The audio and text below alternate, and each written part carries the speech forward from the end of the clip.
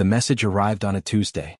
Not that Tuesday meant anything to the Veiltheri Conclave, the governing body of 41 sentient species spread across the Orin Spiral. The Veiltheri didn't organize time by day, week, or month. They organized time by resonance cycles, the natural harmonic oscillation of their home star, Vel-Soreth, which pulsed every 14 standard hours with a faint amber light that the Veiltheri had, over 11,000 years of civilization, come to treat as a kind of cosmic heartbeat. They marked their calendars by its rhythm. They scheduled their wars, their treaties, their births, and their deaths around it. But the message arrived on a Tuesday, and the woman who received it was drinking foul coffee at a metal desk in a building that still smelled like the carpet cleaner the janitor had used the previous night, and she was reading budget reports, and the message interrupted all of that with a tone she had never heard before from her terminal. Her name was Commander Sarah Voss. She was 43 years old.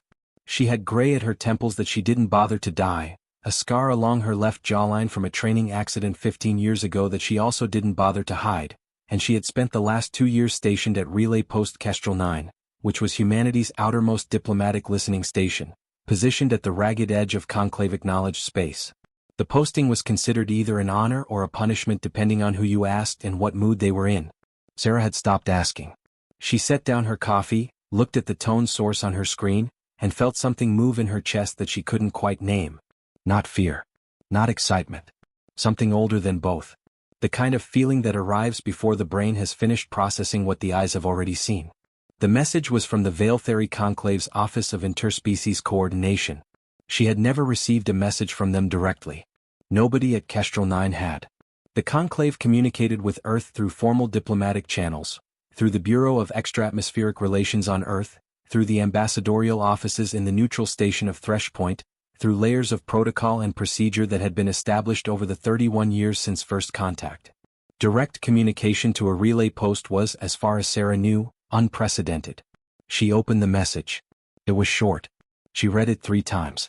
Then she read it a 4th time, slowly, because she wanted to make sure she was understanding each word correctly and not projecting meaning onto it based on what she expected it to say.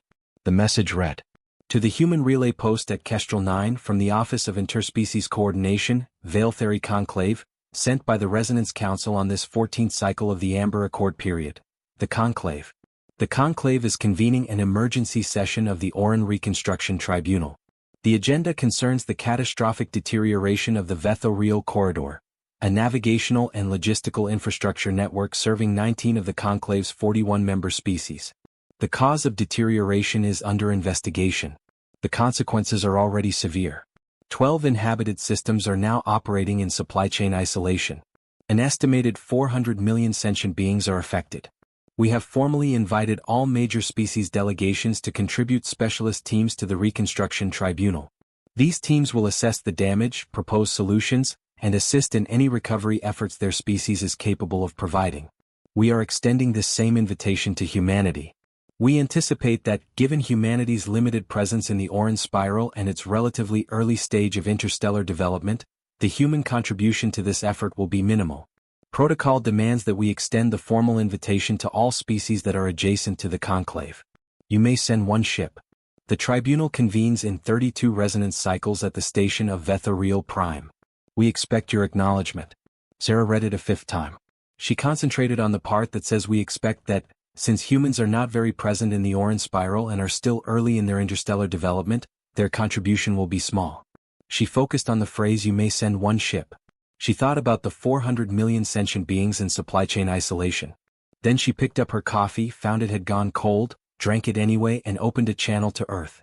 The response from Earth took 6 hours, which was rapid by interstellar relay standards.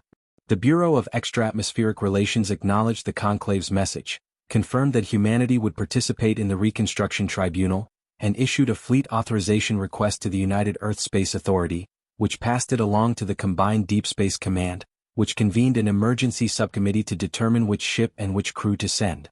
The subcommittee met for 11 hours.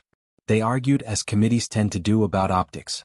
About what it would look like to the conclave, to the 41 species of the Orin Spiral, to send 1 ship. The question is whether 1 ship would be seen as an insult.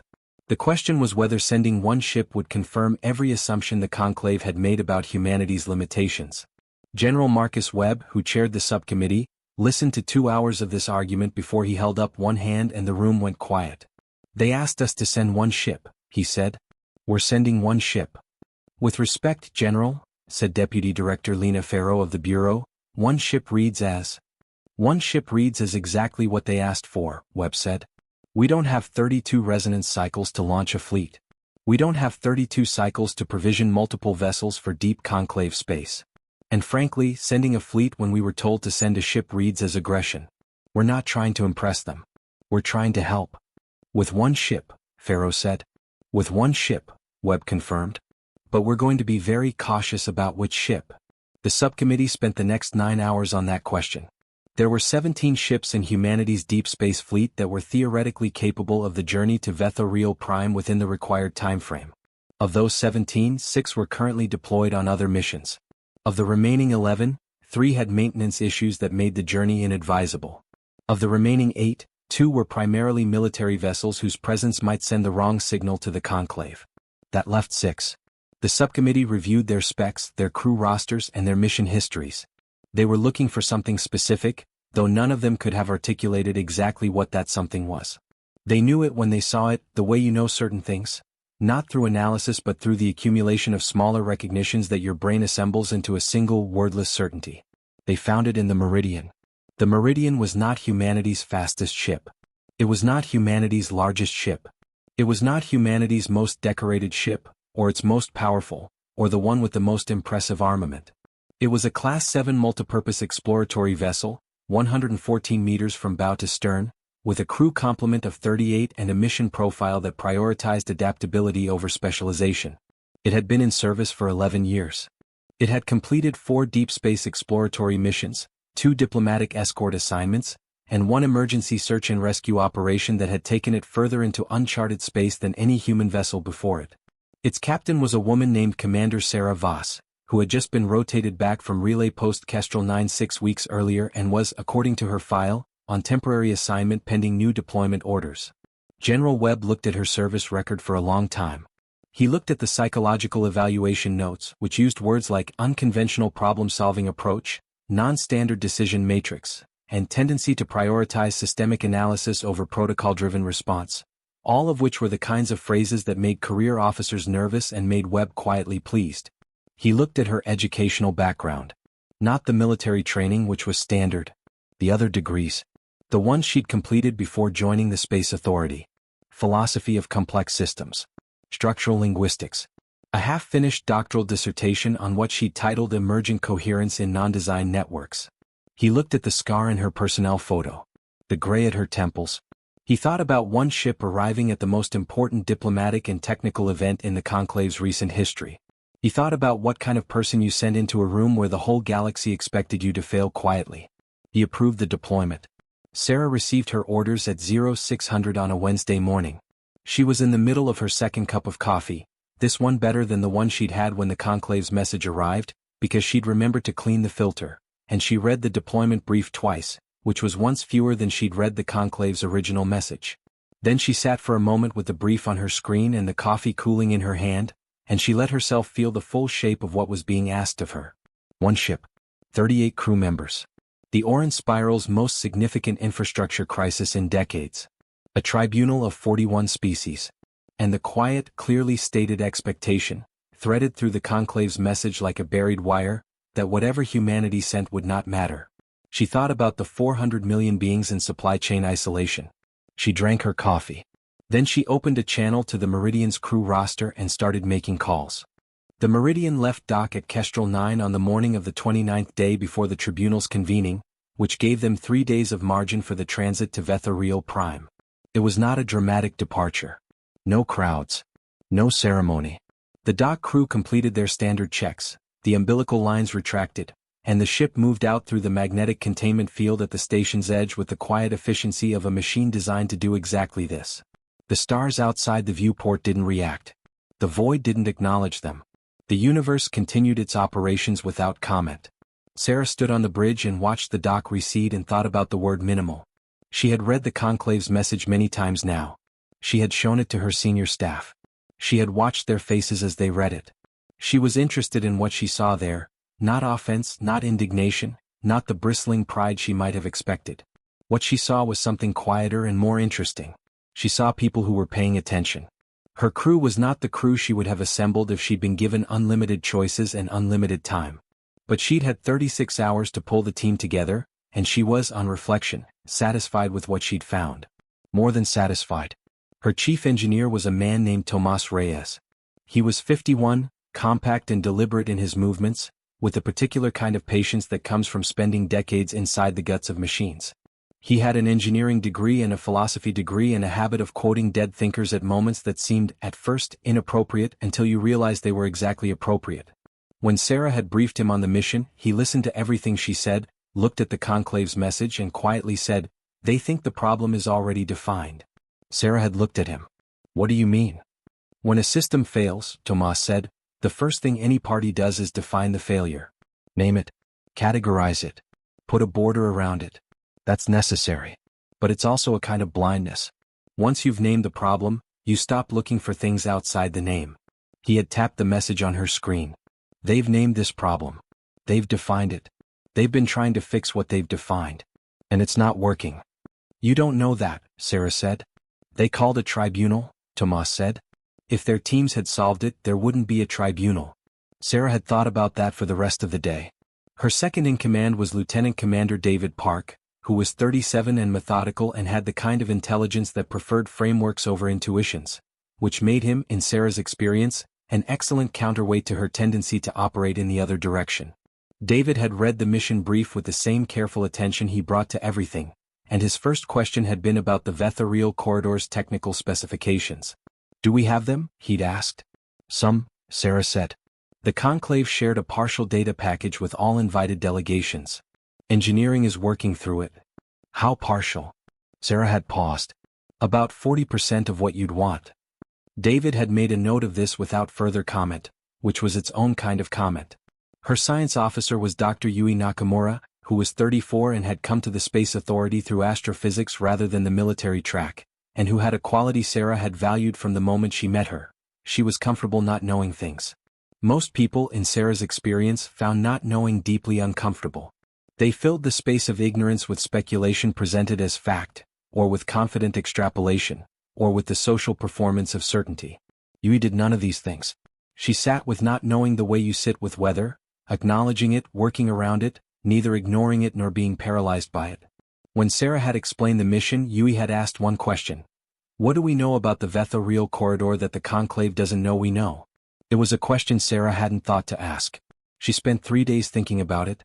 The remaining 35 crew members were engineers, technicians, medics, navigators and communication specialists, the operational body of a ship designed to function in environments it hadn't been built for. Sarah had chosen each of them with care, looking for the same qualities she'd seen in Tomas and Yui and David. Not brilliance, exactly. Not heroism. Something more specific than either of those. She was looking for people who could hold two contradictory ideas in their heads at the same time without needing to resolve them immediately. She found enough of them. The transit to Vethariel Prime took 29 days. They spent them preparing. The conclave's data package on the corridor deterioration was, as David had noted, about 40% of what you'd want. But Tomas and Yui spent the first 2 weeks extracting everything they could from that 40%. Not just the data itself, but what the data's gaps implied.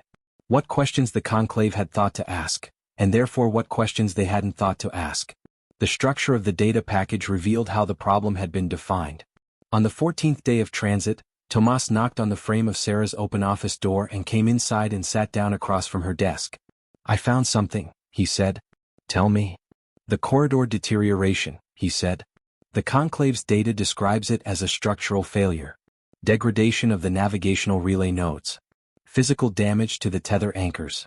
Energy bleed in the transit corridors. Everything they're describing is real, the damage is real. But the way they're describing it assumes the damage is the cause." Sarah looked at him. "And you think it's not?" "I think it might be a symptom," Tomas said.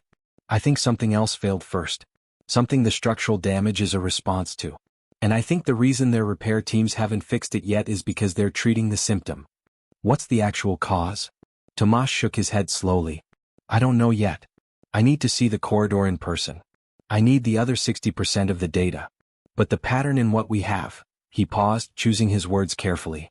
The pattern looks like the corridor is responding to something. Not just degrading. Responding. Like a living system responding to a change in its environment. Sarah sat with that for a moment. The corridor isn't a living system, she said. No, Tomas agreed. However, it was constructed by 41 species over a period of 300 years. It incorporates 41 different engineering traditions, 41 different design philosophies, and 41 different solutions to the same set of fundamental problems. And when you build something like that, something that complex, that layered, it develops properties that none of its designers anticipated. Emergent properties, Sarah said. Tomas nodded. Emergent properties. And those properties can fail in ways that the original designers couldn't have predicted, because the properties themselves weren't designed. They appeared. And you can't correct something that appeared by applying the engineering logic of something that was designed. Sarah thought about her unfinished dissertation. About emergent coherence in non-design networks. She thought about the conclave's data package and all the things the 40% implied about the 60%. She thought about what Yui had asked. What do we know that they don't know we do? Keep working, she told Tomas. On the 22nd day of transit, they received the first response from the other delegations. It came through the standard diplomatic frequency, a broadcast from the conclave's Office of Coordination to all invited parties, confirming the tribunal's agenda and providing updated information about the corridor's status. The broadcast was routine and procedural. But attached to it, in the secondary data channel, was a series of messages from the other delegations to one another, the kind of lateral communication that large diplomatic gatherings generate, a background hum of positioning and preparation. David flagged the messages and brought them to Sarah. You should read these, he said. She read them. The messages were not about the corridor. They were about humanity. They had been forwarded through several channels, some more encrypted than others, and they covered a range of tones and contents. But their shared subject was clear.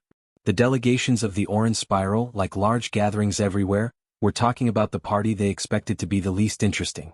The human vessel, one message read, from a Veiltheri coordination officer to a colleague, is a Class 7 exploratory ship. We have their specifications from the standard disclosure requirement. They have no specialist reconstruction teams. No deep infrastructure engineering core. Their propulsion technology is at least 2 generations behind the corridor's original construction era. I've been asked to arrange for them to observe the proceedings. There's some discussion about whether to include them in the working groups or simply let them watch. I recommend we let them watch, the officer's colleague had replied. It will be easier for everyone. Another message, this one between a Drenethi technical coordinator and their Vetho-real counterpart. The human ship will arrive 3 days after us. I reviewed their crew manifest. No one on that ship has ever worked on corridor infrastructure. Their chief engineer has no record in the conclave's technical registry. Their science officer is an astrophysicist. An astrophysicist. The message contained, in the Drenethi's language, a particular tonal marker that their translation algorithm rendered as polite bewilderment. Sarah read through 6 more variations of the same basic message. She handed the tablet back to David. Well, she said. Yes, David said. How are they reading our crew manifest? Sarah asked. Standard disclosure requirement, David said. All participating delegations share basic crew credentials and specializations. It's a safety protocol. They'd know our engineer isn't registered in their system. Sarah nodded slowly. Tomas doesn't have his credentials in their system because he's never worked on their systems, she said. That doesn't mean he can't. That's not how their credentialing logic works, David said. No, Sarah agreed. It's not. She was quiet for a moment. How are the crew taking this? She asked. I haven't shown the crew, David said. Show them, Sarah said. David looked at her. Commander? Show them, she said again. Not as an insult. Not to make them angry. Show them because I want them to understand exactly what the situation is. I want them walking into that tribunal knowing precisely what everyone in that room expects of us. She paused. And then I want them to set that expectation aside completely. Vetho-real Prime was not what Sarah had expected. She had prepared herself for something vast and cold and aggressively architectural, the way interstellar stations often were, built to impress, to signal power, to remind arriving visitors that they were guests in a space that had been constructed by civilizations older and larger than theirs. She had prepared herself for the particular kind of grandeur that operates like a weapon. What she found instead was something she could only describe in her personal log that night as tired. The station was enormous, That was undeniable. It was a structure approximately 40 kilometers at its widest point, a kind of compound architecture that had accreted over 3 centuries as different conclave species added their own sections, their own terminals, their own engineering aesthetics, until the whole thing looked less like a design station and more like a geological formation, each layer representing a different era of construction, a different set of priorities and a different answer to the question of what a space station should be. And it was worn out. That was the only word for it. You could see it in the way the outer hull sections met. Some of the joints were slightly misaligned, the way a bone heals after a break, not quite the same as before. The traffic patterns around the station revealed it, with the approach corridors being more congested than their design suggested they should be, and ships queuing in ways that implied their navigation was working around something rather than through it. The corridor deterioration wasn't abstract. It wasn't just affecting the supply chains of distant systems. It was visible here, at the hub of the system it served, in the accumulated weight of 11,000 small inefficiencies. It's been sick for a while, Sarah wrote in her log. They've been living with it. You can see it everywhere.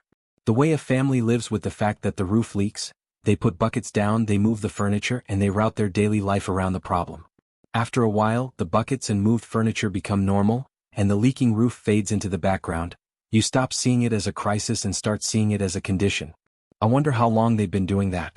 I wonder if they even remember what the corridor was supposed to feel like when it worked. She closed the log and went to the docking assembly. The Meridian docked at Terminal 7, which was assigned to what the Conclave's coordination manifest listed as minor participating delegations, a category that also included 2 other smaller species, both of whom had sent observer teams rather than technical specialists. Terminal 7 was clean, functional, and located, as Sarah noted, approximately as far from the tribunal's main working chambers as it was possible to be while still on the station. The dockmaster was a Veiltheri, which was the dominant administrative species of the conclave, not dominant by force or conquest, but by a kind of bureaucratic gravity, the natural accumulation of organizational influence that comes from being the species that had originally proposed the conclave and built most of its institutional architecture. The Veiltheri were tall and bilaterally symmetrical in ways that were superficially familiar to human eyes, though the details were different enough to produce a persistent low-level sense of wrongness. 4 eyes instead of 2, arranged in a slight arc, giving them a wider field of vision.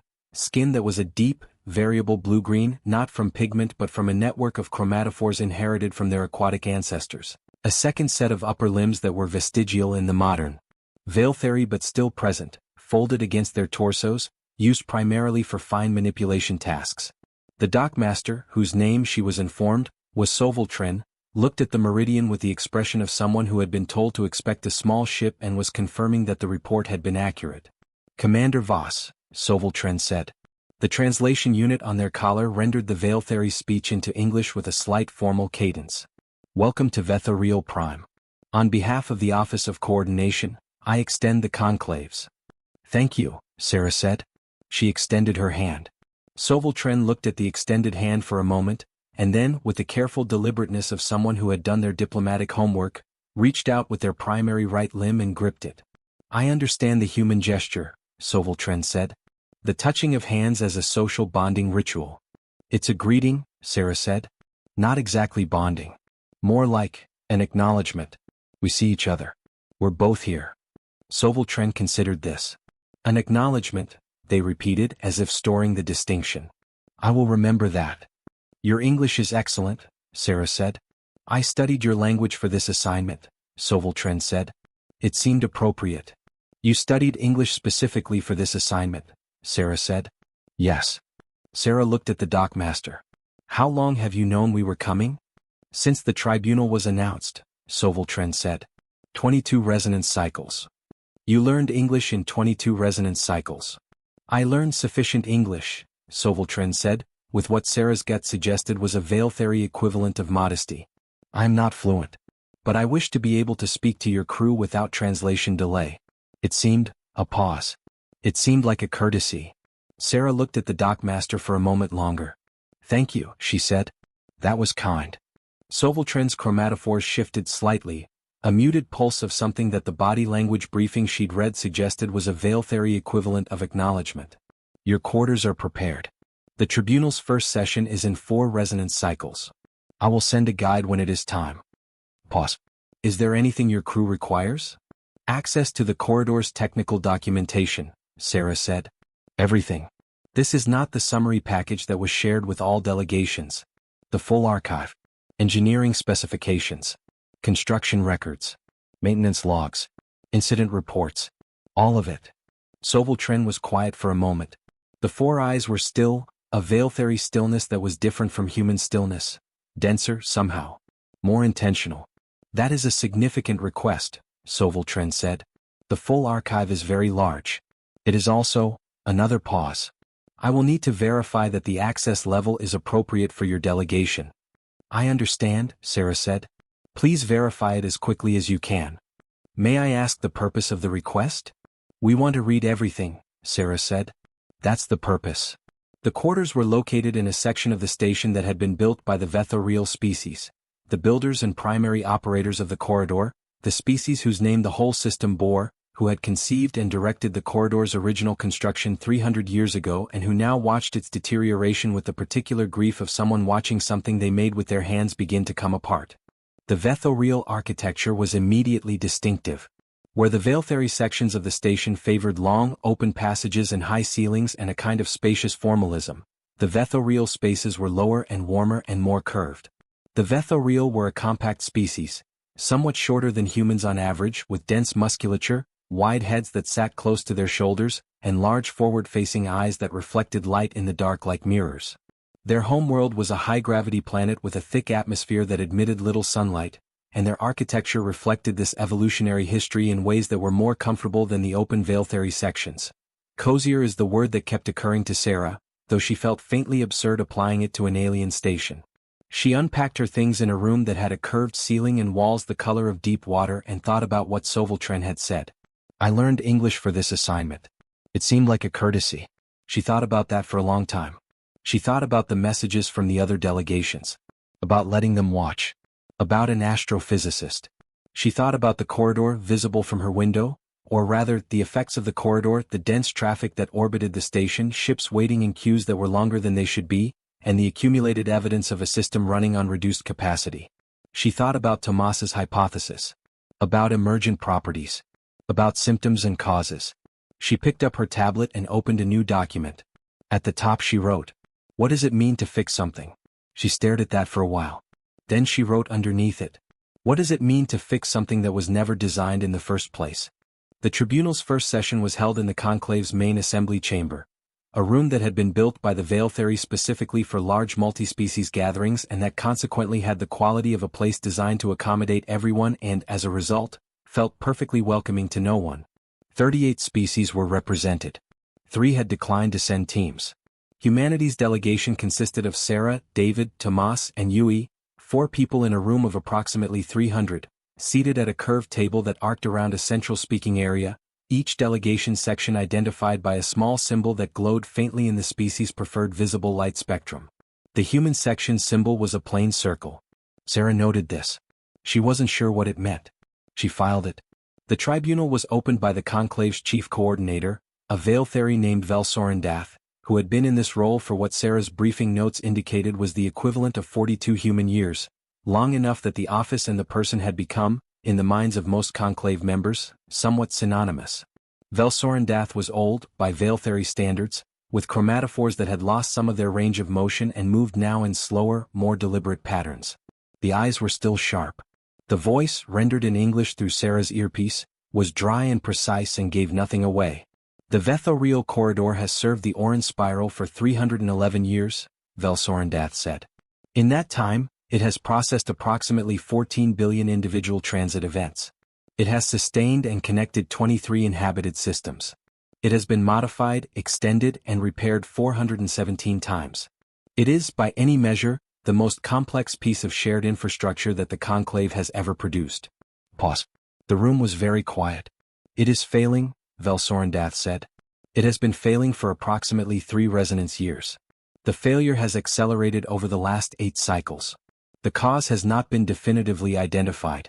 17 specialist teams have assessed the system over the past 18 cycles. Each team has identified the same visible symptoms.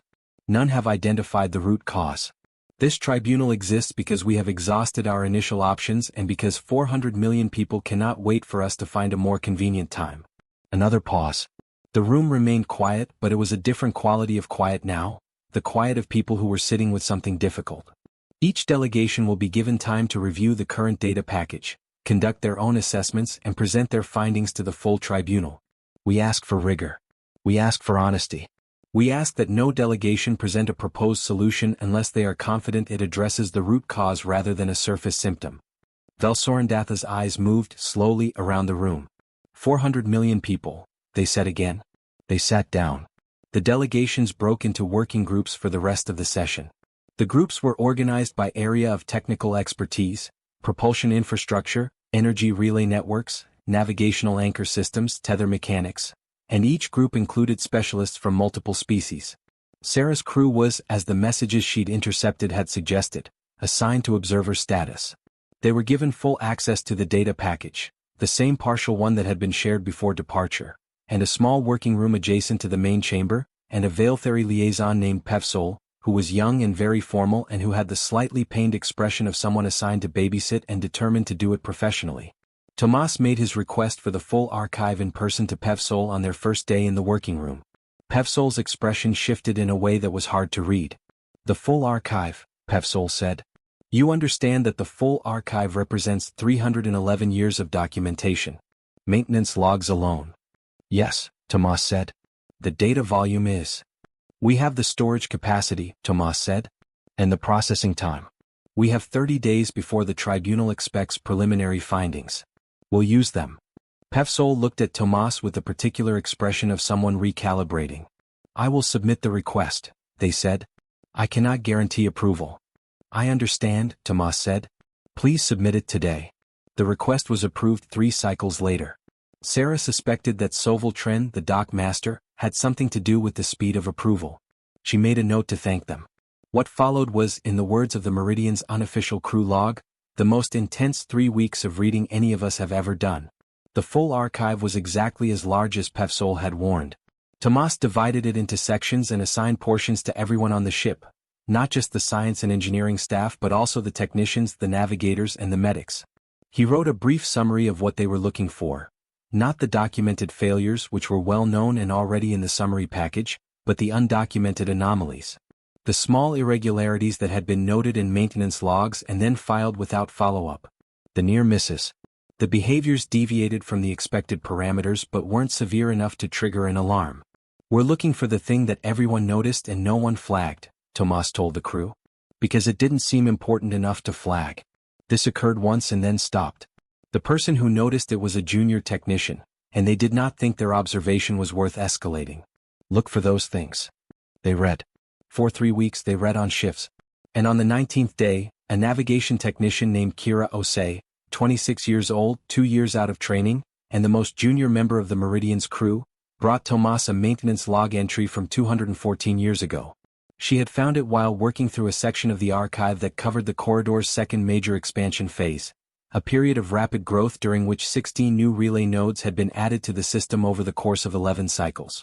The log entry was from a Vethorial maintenance engineer named something that the translation system rendered as third voice of the deep reaches, and it read in Kira's translation. Note: during installation of node 14 Gamma, unusual resonance behavior was observed in the primary tether anchor matrix. Behavior deviated from design specifications but did not interfere with node function. Duration: approximately half a resonance cycle. Behavior resolved without intervention. Recording for archive. No further action required. Kira had flagged the entry because of 2 words: resonance behavior. She showed it to Tomas because she saw that the same phrase appeared in 17 other maintenance logs over 200 years, from 7 different species, all talking about the same issue. A strange resonance behavior in the tether anchor matrix that was seen briefly, didn't affect function, and fixed itself without any help. 17 times across 200 years, someone had noticed something and filed it and moved on. Tomas looked at the 17 entries for a long time. Then he called Sarah. Sarah read the 17 entries. Then she read them again. Then she called Yui. Yui read them in silence, her expression the careful, weight-bearing stillness of someone who has just heard something that they need to hold cautiously before they can understand its shape. Resonance, Yui said. 17 times, Sarah said. Across 200 years. 7 different species. 7 different engineering teams. 7 different maintenance philosophies. All noticed the same thing. Yui looked at Sarah. Yui observed that none of them made the connection. They were all working in their own section of the archive, Sarah said. The corridor's documentation is organized by node, by region, and by construction phase. Nobody was reading across the whole system at once. Nobody had the complete picture. Nobody except us, Yui said. Nobody except us, Sarah confirmed. Because we were looking for the wrong thing and found the right thing. That's not looking for the wrong thing, Yui said. That's looking at everything. Sarah nodded slowly. What does it tell you? Yui was quiet for a long time. Through the window of the working room, Sarah could see the traffic around Vetho Real Prime, still congested, still queued, still the visible evidence of a system laboring under a problem it hadn't solved yet. The corridor was built by 41 species, Yui said. Each species used their own anchor design principles, their own tether mechanics, their own understanding of what a navigational anchor should do and how it should do it. Yes. The anchor matrix, which holds the entire corridor in spatial alignment, is not a single system. It's 41 systems that were built to work together. 41 different answers to the same engineering question, all connected. Yes. And they work, Yui said. They've worked for 300 years. They work because the designers were smart enough to establish common interface protocols. The connections between the different anchor systems follow a unified standard. The internals can be different as long as the connections are standardized. She paused. But the connections are standardized according to a design that's 300 years old. And the anchor systems have been upgraded, Sarah said. Many times, Yui said. The internals have been upgraded repeatedly. Each species is upgrading their section using their own engineering logic. But the interface protocol hasn't changed, because changing the interface protocol would require coordinating all 41 species simultaneously, and that's complicated, Sarah said. Extremely complicated, Yui said. So the internals have been upgraded and the interfaces have stayed the same. And that worked for 200 years because the upgrades were incremental. But at some point, she stopped. Tomas opened his eyes, having been sitting at the far end of the table and listening with them closed. At some point, he said, the accumulated difference between the original design and the current internal systems became large enough that the interface protocol couldn't fully accommodate it. The system started operating in a regime that none of its original designers had anticipated. Emergent behavior, Yui said. Emergent behavior, Tomas agreed. The resonance anomalies are the tell. They're the system, he searched for a word. They're the system breathing. When it encounters a load condition that the interface protocol can't fully resolve between the different anchor designs, there's a harmonic discharge. A brief resonance event. And then the system finds a workaround and continues operating. Until the load conditions get severe enough that the workarounds fail, Sarah said. Yes, Tomas said. Which is what's happening now. 300 years of upgrades, 17 documented resonance anomalies, and whatever undocumented ones weren't logged. The system has been accommodating its internal tensions for a very long time. And now it can't anymore. Sarah sat back. So the structural damage, she said, is what happens when the resonance discharge can't be absorbed harmonically, Tomas said. The energy has to go somewhere. It goes into the physical structure.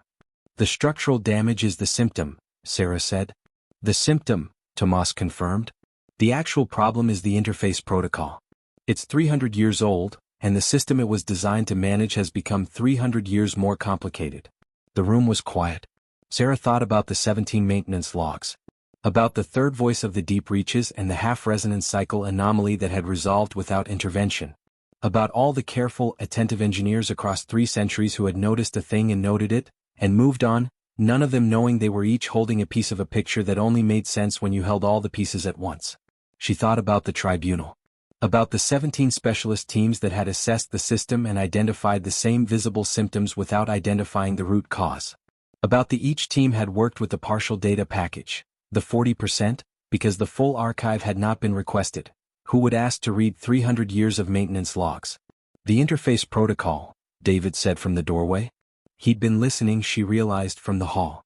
If the problem is the interface protocol, fixing it means redesigning the communication architecture of a system that's currently operational and serving 23 inhabited systems. Yes, Sarah said. You can't take the corridor offline, David said. The supply chain disruption already affecting 400 million people. If you take the corridor completely offline to perform a fundamental interface redesign. Billions, Tomas said quietly. Billions, David agreed. The word sat in the room with them. So we can't fix it by taking it offline, Sarah said. We need to redesign the interface protocol of an operational 300-year-old system that is already degrading. While it's running, Yui said. While it's running, Sarah said. She picked up her tablet. She wrote 2 words on the screen. Phased harmonization. She looked at them for a moment. I need to talk to the Vetho Reel, she said. Finding the right Vetho Reel to talk to took a day and a half. This was partly because the Vetho Reel delegation was, understandably, the most stressed and the most focused of any at the tribunal. Their system. Their corridor. Their failure, in the emotional sense that technical failures always belong, in some deep and private way, to the people who built and tended the thing that failed. They were not, in the first days of the tribunal, receptive to unsolicited conversations from the human observers. But Soveltren helped. Sarah had gone back to the dockmaster with a request, not for data access, not for a meeting with the Veiltheri leadership, but for an introduction to the most senior Vetho Reel engineer at the tribunal, who was also the most open to unconventional conversations. Soveltren had looked at her with those 4 eyes and asked, very precisely, what do you mean by unconventional conversations? Conversations that challenge the current definition of the problem, Sarah said. Another of those Veiltheri stillnesses. I will think about who to introduce you to, Soveltren said. The next morning, Soveltren arrived at the Meridian's terminal with a Vetho Reel engineer in tow. The engineer was introduced as Deeproot Reaches for Sky, Sarah's translation unit providing a literal rendering that she decided to ask about later, and was, by the briefing notes Soveltren had thoughtfully provided, the Vetho Reel's senior archivist. Not a field engineer. Not one of the technical specialists working on the corridor's physical infrastructure. The archivist. The person who had spent the most time with the full documentation. Sarah looked at Soveltren with something she hoped read as gratitude. Soveltren made a slight gesture with their vestigial limbs that the body language briefing suggested was the Veiltheri equivalent of "you're welcome." The conversation with Deeproot Reaches for Sky lasted 6 hours. It began carefully with the courtesies that interspecies diplomatic meetings required, an exchange of formal acknowledgments and a brief period in which each party established the terms of the conversation, what they were willing to share, and what they expected in return. This was Vetho Reel protocol, not Veiltheri. The Vetho Reel, Sarah had learned, placed enormous value on explicit agreements about the structure of a conversation before the conversation began. What are we here to talk about? What can we say? What are the obligations that flow from this exchange? Sarah found, to her own mild surprise, that she liked this protocol. It was effortful and a little formal, but it meant that by the time you got to the substance, you had already agreed on what it meant. We found something in the archive, Sarah said when the preliminary courtesies were complete. I want to share it with you. In exchange, I'm asking for your honest reaction to what we think it means. Deeproot's large eyes, the reflective quality visible even in the well-lit room, moved in the Vetho Reel gesture of formal agreement. I accept these terms. Sarah walked them through it. The 17 entries. The resonance anomalies. The timeline of upgrades to the anchor systems as compared to the unchanging interface protocol. Tomas's analysis. Yui's synthesis. She watched Deeproot's face throughout. The Vetho Reel's expressions were not simple for Sarah to read. The emotional vocabulary of a species that had evolved in near darkness was written in subtleties of posture and the movement of those mirror-bright eyes rather than facial muscles. But she had been watching faces carefully her whole life, and she had learned over the transit how to read Vetho Reel body language from the briefing files, and what she saw in Deeproot's expression as she walked them through the analysis was not what she'd expected. She'd expected resistance. She'd expected the particular defensiveness of an expert who suspects they might be about to be told that something in their field was missed. Instead, she saw recognition. The slow, particular recognition of someone who has been looking at a problem for a long time and has, somewhere deep and private, already suspected what you're now articulating. Someone who has been sitting with an intuition they couldn't prove and watching someone else build the proof. When she finished, Deeproot was quiet for a long time. Third voice of the Deep Reaches, they said at last. I'm sorry? The maintenance engineer in your first cited entry, Deeproot said. Third voice of the Deep Reaches. I know who that was. In the context of our archival tradition, I know. A pause. They were my ancestor. A direct lineal ancestor 8 generations removed. They worked on the second expansion phase. Sarah sat very still. I have read their logs many times, Deeproot said. I have read that entry. I read it as a careful observation by a careful engineer. Another pause. I never understood why the resonance behavior had not been followed up. The follow-up notation was missing. I searched for it several times. I assumed it had been lost in a data migration. It wasn't lost, Sarah said gently. It was never created. They flagged it, noted it was resolving without intervention and moved on. Which is precisely what you do with an anomaly that had resolved. Unless, Deeproot said, you knew it was the first of 17. Unless you knew that, Sarah agreed. The room was quiet. The interface protocol, Deeproot said. You are describing a design that has outlived its context. Yes. 300 years, Deeproot said. My people built this corridor. We have tended it. We have maintained it. We have watched it fail and tried to fix it, and we did not. They stopped. We did not look at the whole archive at once. The archive is too large. No single engineer can hold it. We have specialists for each section, each region, each component. And no one who was looking at all of it simultaneously, Sarah said. No one, Deeproot said. Until you. We were looking for the wrong thing, Sarah said. We found the right thing by accident. There are no accidents in archival work, Deeproot said with a conviction that was clearly cultural rather than literal, a Vetha-real saying perhaps translated through the literalism of the translation unit into something that landed with more weight than it was meant to. Sarah decided she liked it anyway. I want to bring this to the tribunal, Sarah said. But I don't want to present it as a human finding. I want to bring it as our finding, yours and mine. Deeproot looked at her. Why? Because, Sarah said, the solution to this problem is going to require every species in that room to agree to a fundamental redesign of an interface they built. That's going to be challenging. That's going to require trust. And the trust is more likely to hold if the finding comes from the people whose corridor it is. Deeproot was quiet for a moment. You are saying that the truth of the finding is the same regardless of who presents it, but the reception of it will be different. Yes, Sarah said. That is a political observation, Deeproot said. Yes, Sarah said again. I have been told, Deeproot said slowly, that human beings are at an early stage of interstellar development. That's what the conclave says. They mean it technically, Deeproot said. Your propulsion. Your infrastructure. Your reach in the spiral. I know what they mean. Deeproot's eyes caught the light. I wonder if they are measuring the right things. The presentation to the tribunal was scheduled for the 22nd day. Deeproot had spent 3 days reviewing Sarah's team's analysis, expanding it with their own archival knowledge, adding context and depth, and adding the 300-year institutional memory of the species that had built the corridor.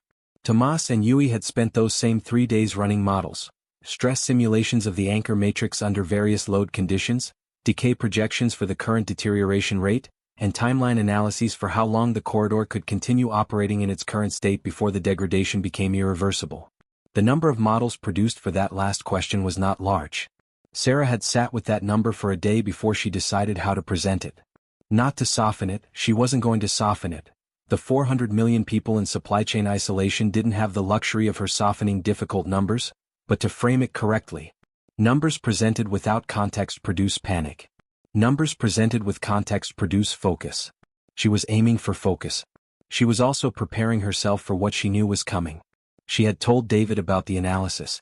David had spent an evening being very quiet, the way he was quiet when he was processing something he hadn't expected, and then he'd come to her office and sat down and said, "They're not going to like this." No, Sarah agreed. They've had 17 specialist teams working on this problem. Some of those teams are the best engineers in the Orin Spiral. They've all missed this. Yes. And we found it, David said. 4 people on a Class 7 exploratory vessel. We found it by reading the whole archive.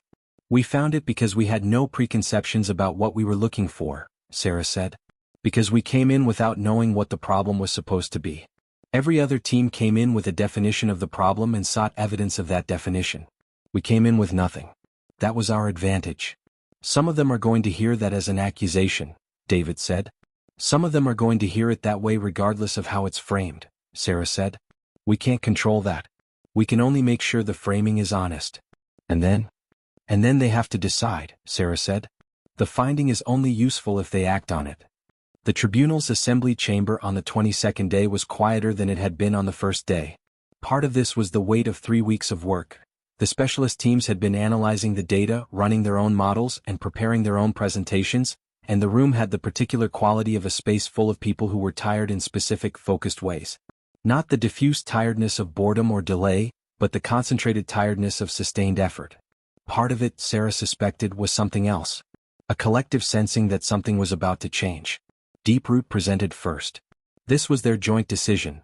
The Vetha-Real archivist's voice carried a weight in this room that Sarah's couldn't, and the finding needed to land with authority before the implications could be absorbed. Deeproot stood at the center speaker's position and addressed the assembled delegations with the calm precision of someone who had been preparing for this conversation for their entire professional life, even if they hadn't known it. They walked through the archive evidence. The 17 entries. The pattern of resonance anomalies was observed.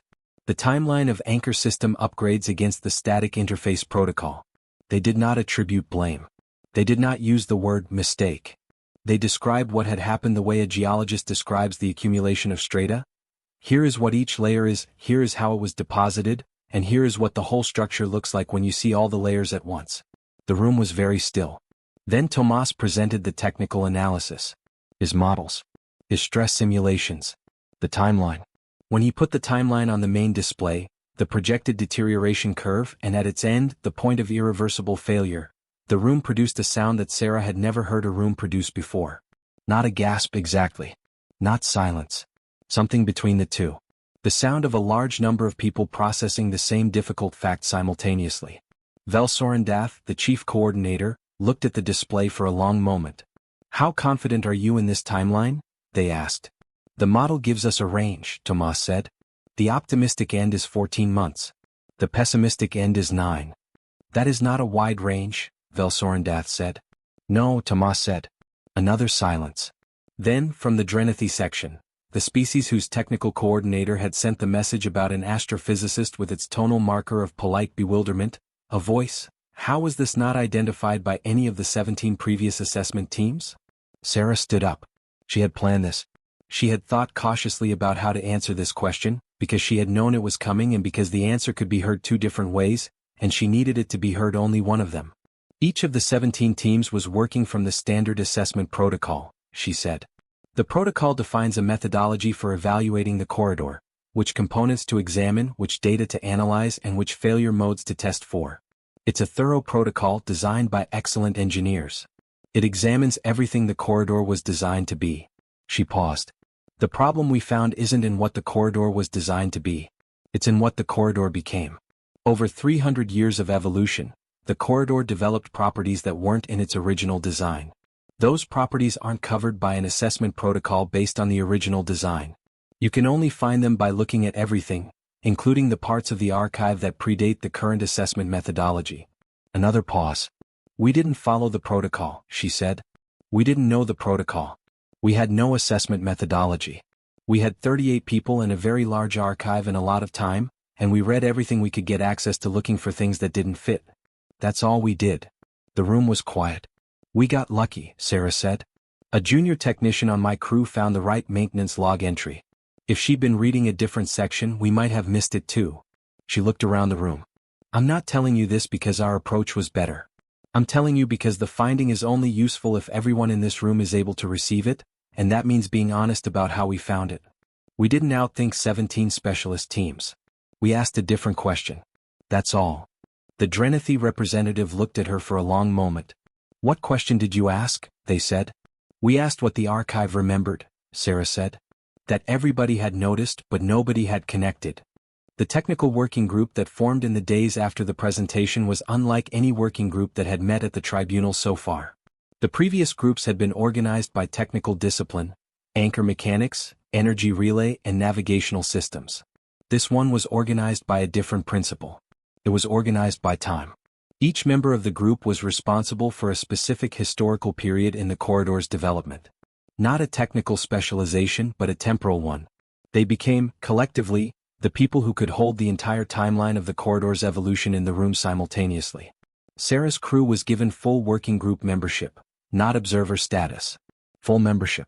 Tomas sat at the center table alongside engineers from 8 other species and worked, for 12-hour stretches, on what they had begun calling the phased harmonization proposal. The proposal was, in its technical essence, a plan to redesign the corridor's interface protocol without taking the system offline. This was genuinely difficult. The problem did not lend itself to a straightforward or sophisticated solution. The interface protocol was embedded in every node, every anchor, and every tether connection in a system that spanned 23 star systems.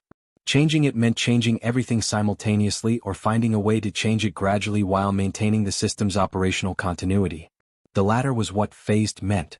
Not a single synchronized update, which would require taking the whole system offline for a period that the deterioration timeline didn't allow, but a rolling update, node by node, section by section, gradually bringing the interface protocol into alignment with the actual state of the anchor systems. The challenge was the transition period. During phased harmonization, different sections of the corridor would be running on different versions of the interface protocol. The interactions between those sections would be unpredictable. The resonance behavior that had been causing the structural damage would worsen before it improved, as the system tried to reconcile the different protocol versions. "We need a buffer mechanism," Tomas said on the third day of working group sessions.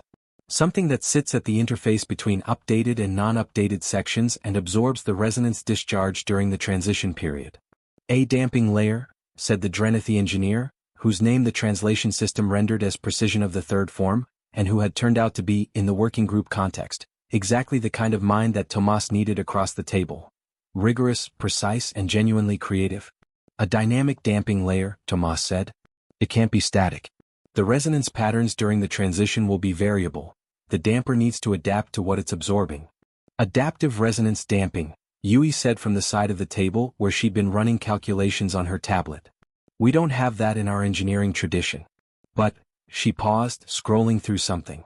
The Vetho-Real second expansion documentation mentioned something called a harmonic accommodation layer. It was used during the transition from Phase 1 to Phase 2 construction. It's 300 years old and it was temporary. They removed it when Phase 2 was complete. But the principle. Deeproot, who had a permanent seat in the working group, looked up from their documents. The harmonic accommodation layer was a Vetho-Real original design. "I know it. I have the full documentation. Can it be rebuilt?" Tomas asked. Deeproot considered. It would need to be updated. The original design addressed a much simpler resonance profile. What we're describing is, they tilted their head in the Vetho-Real gesture of significant complexity. Much more difficult. "But the principle holds?" Tomas pressed. "The principle holds."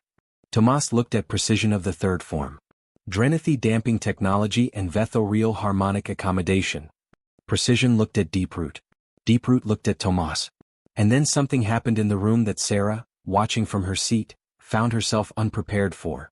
She had been preparing herself for disagreement, territorial defensiveness, and the friction of 41 engineering traditions trying to work together on something none of them owned individually. She had been preparing herself for difficulty.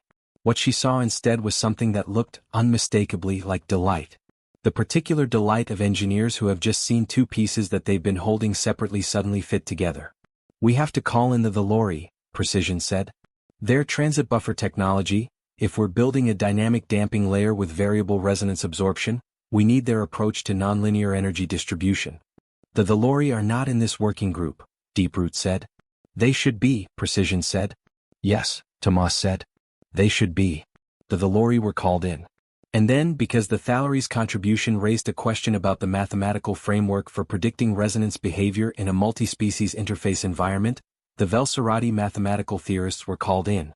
And because the Velsorati framework required certain assumptions about the physical properties of tether mechanics that the standard documentation didn't fully specify, the Orinath structural engineers were called in. The working group grew. It grew like living things, not by addition but by multiplication, with each new contribution generating new questions that required new expertise, the problem expanding, deepening, and becoming more fully itself as more minds engaged with it. Sarah watched this process with the attention of someone who has spent years thinking about emergent behavior in complex systems. She watched it and recognized it. The working group was doing, collectively, what the corridor had done structurally, developing properties that none of its individual members had. She wrote in her log, "The thing I didn't expect, how much they want to resolve it. Not just because of the 400 million people, though that's there, underneath everything, the weight of it in every room. But because they built this thing.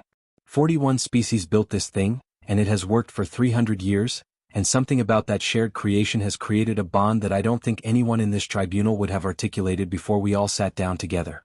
They want to fix it because it's theirs. Because they recognize themselves in it. Each of them can find their species' engineering fingerprints somewhere in the system. And watching it fail is watching themselves fail. That's not a technical problem. That's something else entirely.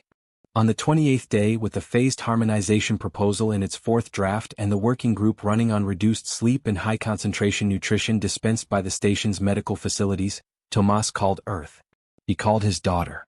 She was 19, studying engineering at a university in Sao Paulo, and she answered the call in the early morning of her time zone with the slightly alarmed expression of someone receiving an unexpected communication from a parent on a mission to the far edges of the Orin Spiral.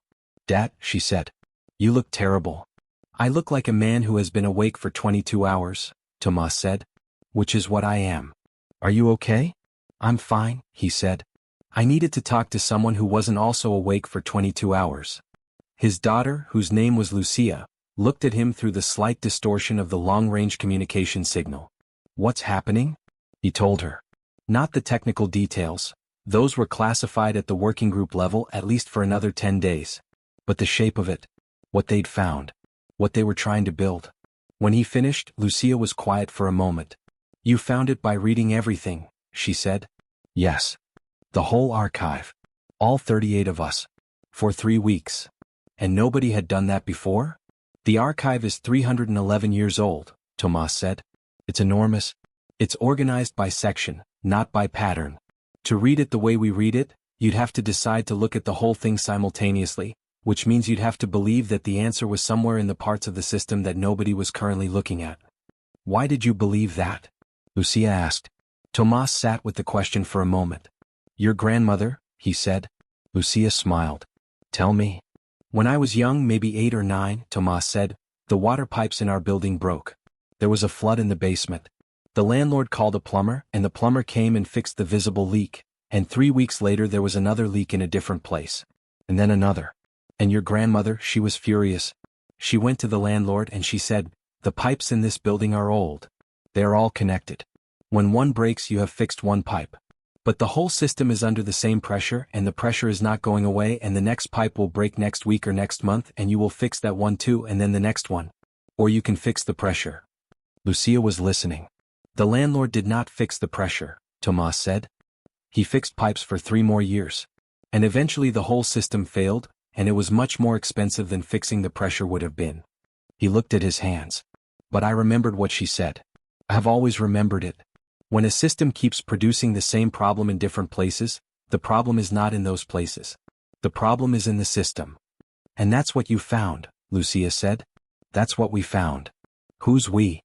"A 26-year-old navigation technician named Kira Osei," Tomas said. "A Vethorial archivist, 8 generations removed from the first person to notice the problem, is responsible for addressing it. A Drenithi engineer was prepared to receive our finding, even though it implied that her team had been working with the wrong definition. And about 42 other people who have been awake for too long." Lucia was quiet for a moment. "Are you going to fix it?" she said. "I think so," Tomas said. "I'm not sure yet. The technical problem is challenging. But the harder thing," he paused. "The harder thing was getting 41 species in the same room to agree on what the problem was. Once you have that, once everyone is looking at the same thing, the problem doesn't get easier exactly. But it gets possible." "That's a good line," Lucia said. "You should write that down." "I have a daughter who tells me what to write down," Tomas said. "You need someone too," she said. She looked at him through the signal's distortion. "Come home soon, Dad." "I will," he said. After the call ended, he sat in the quiet of the communication room for a while. Then he went back to the working group. On the 29th day, Sarah called Kira Osei to her office. Kira was 26 years old, as Tomas had told Lucia, and she had the look of someone who had been doing excellent work and was uncertain whether the excellent work had been noticed. Not anxious exactly, more like a person standing near an open window without being quite sure whether the breeze coming through it was meant for them. Sarah told her to sit down. "I want to talk to you about what you found," Sarah said. "Mr. Reyes found it," Kira said immediately. "And Dr. Nakamura. You found the entry," Sarah said. "The resonance notation. Third voice of the deep reaches." "I noticed the words," Kira said. "Resonance behavior." I'd seen a similar notation somewhere else in what I was reading. I thought it might be worth mentioning. It was worth mentioning, Sarah said. I wasn't sure, Kira said. I almost didn't. I thought it was probably a coincidence. 200 years old in a routine maintenance log from a construction phase. Why did you mention it? Sarah asked. Kira looked at her. Mr. Reyes said to look for the things that everyone noticed and no one followed up on. That's what it was. Someone noticed it. No one followed up. I thought. She stopped. You thought. I thought if the instruction was to look for that kind of thing, then this was that kind of thing, Kira said. Even if it turned out to be nothing. Most of what you bring forward when you're looking for that kind of thing will be nothing, Sarah said. Yes. And you brought it forward anyway. Yes. Sarah looked at her for a moment. Do you know what Deeproot told me? Sarah said. After we presented the analysis to the tribunal? Kira shook her head. They told me that third voice of the deep reaches, the engineer who wrote the entry 8 generations back, would have been relieved, Sarah said. That's the word they used. Not vindicated. Not proven right. Relieved. Vethorial archival tradition dictates that every meticulous observation must eventually find its reader. And this one had waited 214 years to be read by the right person at the right time. Kira was very still. The right person was you, Sarah said.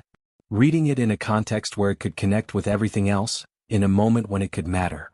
That's not, Kira stopped. Tried again. I was assigned a section of the archive.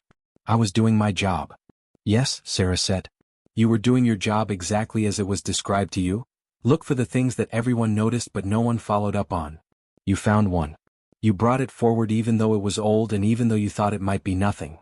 She paused. That is doing your job. It's also something more than that. Kira looked at the floor. Then back up.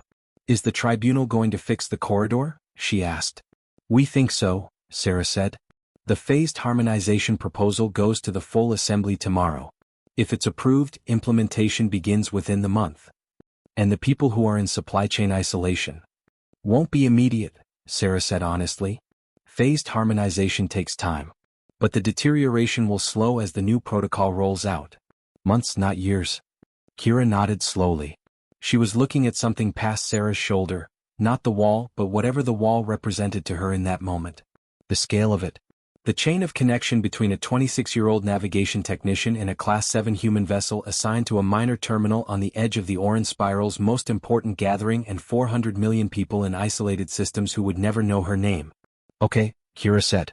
It was such a simple word. Sarah looked at her. Okay, Kira said again, and this time she sounded like someone who had made peace with something. Not settled for it. Made peace with it. The difference, Sarah thought, was everything. You'll be in my mission report, Sarah said. On the record. You don't have to. On the record, Sarah said. Kira looked at her. Then she nodded once and said, thank you. The full assembly vote on the phased harmonization proposal took place on the 31st day, one day before the tribunal's scheduled close. The proposal in its final form was 63 pages of technical specification, operational procedure and implementation timeline. It had been reviewed by representatives of 36 of the 41 delegations. It had been modified 14 times in response to technical objections from various species engineering teams, each modification making it more precise, more robust and more fully a product of the collective intelligence of the people in the room. Sarah thought, looking at the final document, that it was the most thoroughly reviewed technical proposal she had ever been involved with. Not because of the review protocols, though those were rigorous, but because every person who had reviewed it had brought their entire history of relationship with the corridor to the review. 300 years of engineering practices from 41 different fields came together in a document that suggested changing the basic structure of the system that all those practices had created together. The vote was not unanimous. 2 delegations voted against. 1, the Orati, a smaller species who had joined the conclave relatively recently, voted against on technical grounds. Their engineering team had identified a potential failure mode in the dynamic damping layer design that they weren't satisfied had been fully addressed. Tomas and Precision had spent 4 hours with the Orati engineers the previous day and believed the issue had been resolved, but the Orati delegation was not yet convinced. The second dissenting vote was from the Keth, a species whose delegation had been, throughout the tribunal, the most skeptical of human participation.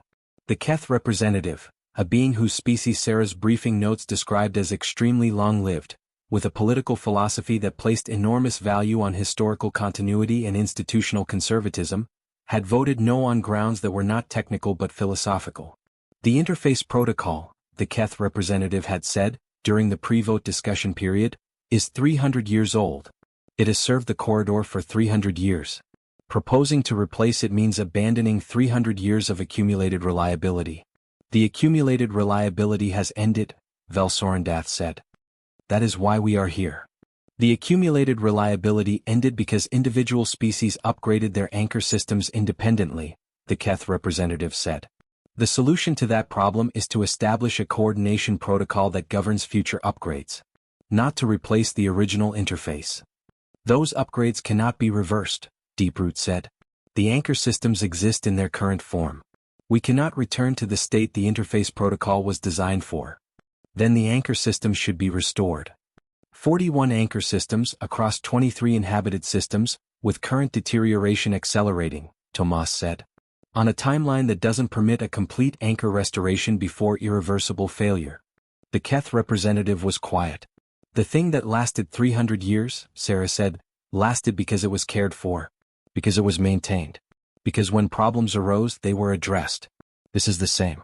This is the next act of care. The Keth representative looked at her. You are speaking of something that is not yours, they said. I know, Sarah said. I'm speaking of it because I was asked to be here. And because 400 million people. I know the figure, the Keth representative said. There was a silence. I will not change my vote, the Keth representative said. But I will note for the record that I do not consider the proposal to be without merit. My objection is to the pace of change, not its direction. Your objection is recorded, Velsorendath said. The vote was called. 39 in favor. 2 against. The proposal passed. What happened next was something Sarah had not anticipated. The chamber, which had been formally quiet through the entire proceedings, filled with a sound she had no reference for. Not applause, that was a human and some other species convention that didn't hold universally. Not silence. Something textured and layered, a collective expression that were different things from different corners of the room. The Veilthary's chromatophores pulsing in rapid, bright patterns. The Vethoriel producing a low harmonic in their vocal range, a sound that the translation unit couldn't parse because it wasn't speech. The Drenethi doing something with their secondary manipulators, and humans clapping, because they didn't have another vocabulary for it. It was, Sarah thought, the sound of 41 species feeling the same thing at the same time, expressed in 41 different ways. She sat with that for a moment. Then Deeproot was at her side, followed by Precision of the third form and Soveltren, who crossed the chamber from their position near the door with the deliberate speed of someone who had something to say before the moment moved. Commander Voss, Soveltren said. Soveltren, she said. The dockmaster stood before her. Those 4 eyes. The vestigial limbs folded. The chromatophores were moving in a pattern she now recognized as the Veilthary expression of formal significance. Something reserved for moments of genuine weight. I learned English for this assignment, Soveltren said. I told you this when you arrived. I said it seemed like a courtesy. I remember, Sarah said. I did not tell you the full reason, Soveltren said. The full reason is that when the conclave sent the invitation to humanity, there was a discussion in our coordination office about whether to include the standard disclosure package, the one that tells invited delegations about the scale of the problem, the timeline, and the full severity. Some of my colleagues believed the disclosure was not necessary for minor delegations. That it was more information than was needed for a participation that was expected to be minimal, Sarah said. Minimal, Soveltren confirmed. I argued for full disclosure.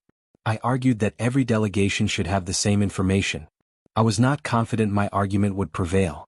It did. You received the full disclosure package. Sarah looked at the dockmaster. The full archive request, she said. You approved it quickly. I approved it as quickly as I could, Soveltren said. You believed we might find something. I believed, Soveltren said carefully, that a delegation that asks to read the entire archive is a delegation that is looking at the problem differently than everyone else. And when everyone else has not solved the problem, looking at it differently seems, a pause. It seemed worth enabling. Sarah held out her hand. Soveltren looked at it, then reached out and gripped it. We see each other, Sarah said. We're both here. Yes, Soveltren said. We are both here. The Meridian left Vethoriel Prime on the morning of the 33rd day. The phased harmonization implementation had begun 2 days after the vote. 36 engineering teams from 18 species were coordinating the rollout. It would take 6 months to complete, and during the transition period the resonance discharge would increase before it decreased, and there would be difficult weeks somewhere in the middle where the corridor operated at reduced capacity before the new protocol stabilized. Tomas had modeled the scenario in detail and shared the models with every species on the implementation team. But the deterioration curve had already begun to flatten. The models said so, and the early monitoring data confirmed it. The system was responding to the first protocol updates like a living thing responding to care, not immediately, not dramatically, but verifiably, measurably. The numbers are moving in the right direction for the first time in 3 resonance years. Sarah stood at the bridge as the station receded and thought about what to write in her mission report. She thought about the things that would be in it and the things that wouldn't be. The phased harmonization proposal, the technical analysis, Kira Osei's discovery, the working group, and the vote would be included. These were the facts of what had happened, and they were important. They would be read by the Bureau of Extra-Atmospheric Relations and the Combined Deep Space Command and filed in the appropriate archives. But the things that weren't in the mission report were the ones she kept returning to. Deeproot's eyes showed recognition as she walked them through the analysis. Not surprise, recognition. The way Soveltren had learned English as a courtesy before the ship arrived. Precision of the third form had turned to Deeproot with the delight of an engineer seeing 2 pieces fit together across a species boundary and across 300 years of separate engineering traditions. The way the Keth representative had said, "I will not change my vote," and then said, "My objection is to the pace of change, not its direction," which was not agreement, but was something other than simple opposition. Something more honest. The chamber erupted in applause as the vote passed. 41 different expressions of the same thing. These were not in the mission report because they didn't fit the categories that mission reports had. She thought about the conclave's original message. We anticipate that, given humanity's limited presence in the Orin Spiral and its relatively early stage of interstellar development, the human contribution will be minimal. They hadn't been wrong exactly. The Meridian was a small ship.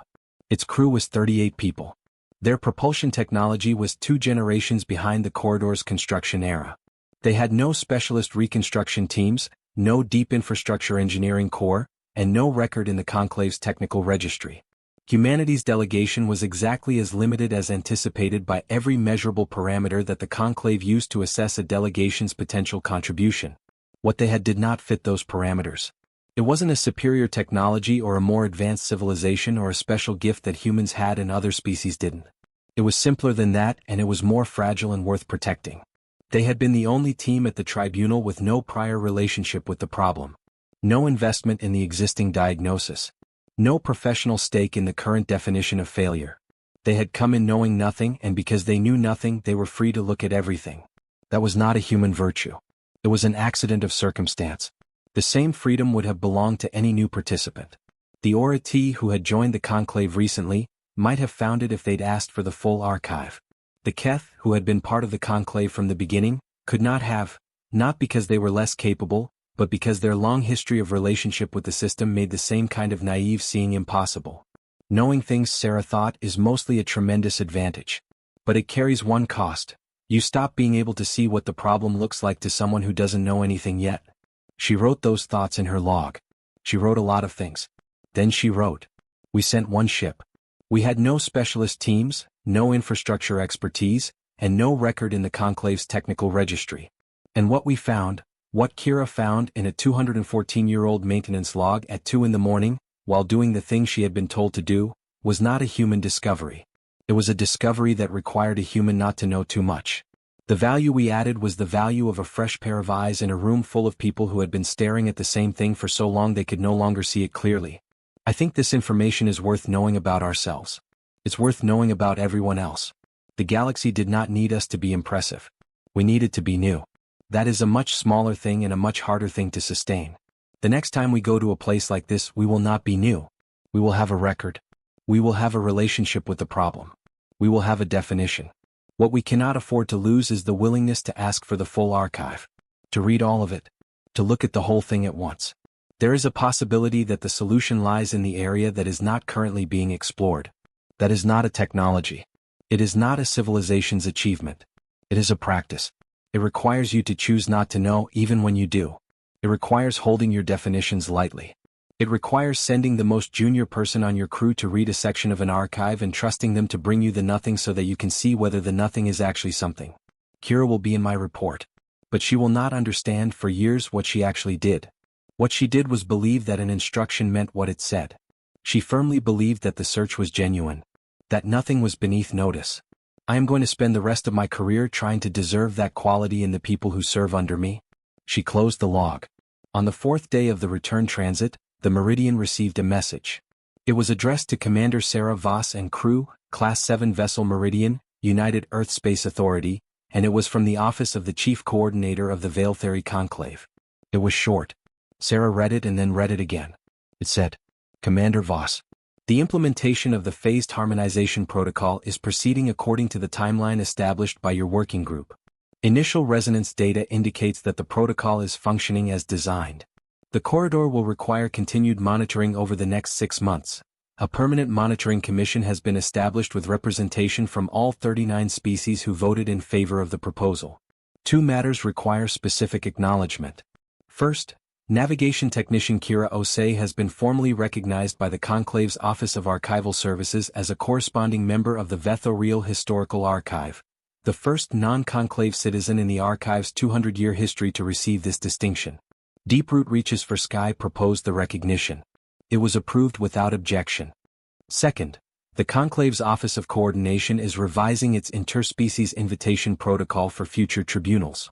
Beginning with the next session, all invited delegations will receive the full technical archive as standard disclosure, regardless of the delegation's assessed contribution level. This revision was proposed by Coordinator Soveltren. It was approved without objection. On behalf of the Veil-Theory Conclave and its 41-member species, thank you. Sarah put the tablet down. She sat for a moment with the message's weight. Outside the viewport, the stars were the same stars they always were, the same light, traveling the same paths, connecting the same systems in their ancient unplanned network. The void between them was, as it had always been, enormous. And the things that could survive in that void, the things that could be built there, the connections that could hold over centuries and distances, and the accumulated weight of difference, those things were fragile and improbable and worth enormous care. She picked up the tablet again. She found Kira's name in the crew manifest. She forwarded the message with a single line attached. Yours, Commander Voss. Then she went to the galley, made a cup of coffee, a good one. She'd learned from her many bad ones how to make a good one, and stood at the galley viewport and drank it while the stars held their positions and the ship moved quietly through the space between them. Behind her, the crew of the Meridian went about their work. 38 people. 1 ship. The galaxy, for the first time in a while, was a little bit better than it had been before they arrived. Not because of what they'd fixed. This was due to what they had been willing to consider. The Vetho-Real corridor completed its protocol transition 4 months and 22 days after the tribunal's close, 11 days ahead of the optimistic end of Tomas Reyes's projected timeline. Full operational capacity was restored across all 23 connected systems. The supply chain isolation affecting 400 million beings was formally lifted in a conclave announcement that noted, without elaboration, the contribution of the participating delegations. The Aura-T delegation's technical concern about a possible problem in the dynamic damping layer was looked at during the implementation and was confirmed to be correct within a limited range of operation. A modification was designed and implemented in the 14th week of the rollout. The modification was co-authored by the Aura-T engineering team and Tomas Reyes. Kira Osei returned to her studies after the mission. She completed a graduate degree in archival systems analysis and became, 4 years later, the first human member of the Conclave's Interspecies Technical Archive Commission. Deeproot Reaches for Sky retired from active archival service 2 years after the tribunal and wrote a detailed account of the resonance anomaly analysis that became, in Vetho-Real archival tradition, a foundational text on what they called the value of outside eyes. Soveltren was appointed to the Conclave's Office of Diplomatic Protocol, a significant promotion. They continued, as a matter of personal practice, to learn at least basic proficiency in the language of every species they expected to encounter before the encounter.